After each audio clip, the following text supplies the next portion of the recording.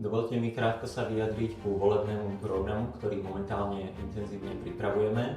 Ja sa volám Oliver Poliak a túto agendu mám v našom týme na starosti a zastrešujem ju. Ale samozrejme volebný program a jeho príprava nie je o mne, o jednom človeku. Je to o všetkých nás, Bardejovčanov, ktorým záleží na budúcnosti nášho mesta. My máme momentálne veľmi intenzívne stretnutia s rôznymi skupinami obyvateľov v našom meste. Prebehlo napríklad stretnutie so zástupcami našich seniorov, ktorí majú svoje špecifické potreby. Tento týždeň pri príležitosti Medzinárodného dňa žien prebehlo takisto stretnutie s našimi ženami, Bardejovčankami, matkami, ktoré majú zase svoje odlišné očakávania od mesta. Mali sme spustenú takisto anketu, kde sme sa pýtali na najpálčivejšie otázky a problémy, ktoré všetkých nás Bardejovčanov trápia. S týmito stretnutiami budeme naďalej pokračovať, aby sme získali čo najväčšiu spätnú väzbu od čo najväčšieho počtu Bardejovčanov ohľadne vecí, ktoré chceme v meste zmeniť a ohľadne toho, kam by sa naše mesto malo v ďalších rokoch uberať. Aby som bol možno aj trošku konkrétnejší, tak samozrejme nikoho určite neprekvapí, ak poviem, že veľkým problémom a dlhodobým problémom v našom meste je nedostatok pracovných príležitostí a tie, ktoré tu máme, tak sú samozrejme slabo ohodnotené. Mimochodom, Bardejov patrí medzi top 5 najslabšie platených okresov v rámci celého Slovenska a je to dlhodobý problém.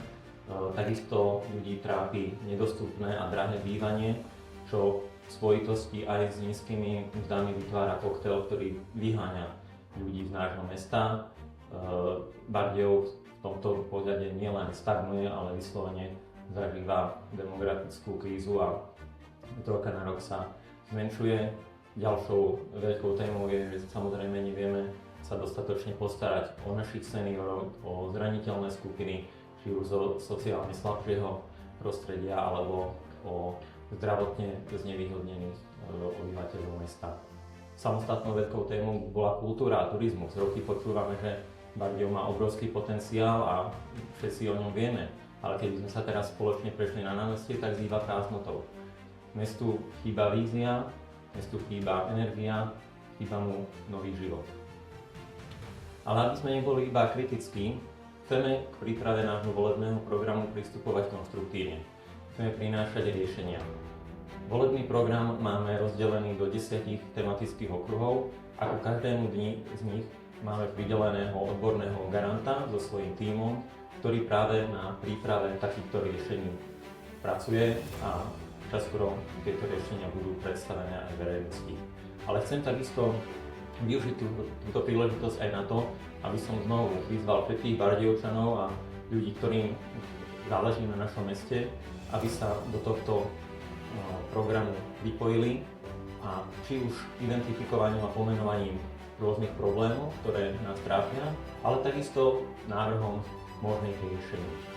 Tak, aby vo výsledku sa nám tu všetkým lepšie pracovalo, lepšie študovalo, lepšie oddychovalo, aby sa nám tu všetkým spoločne lepšie žilo.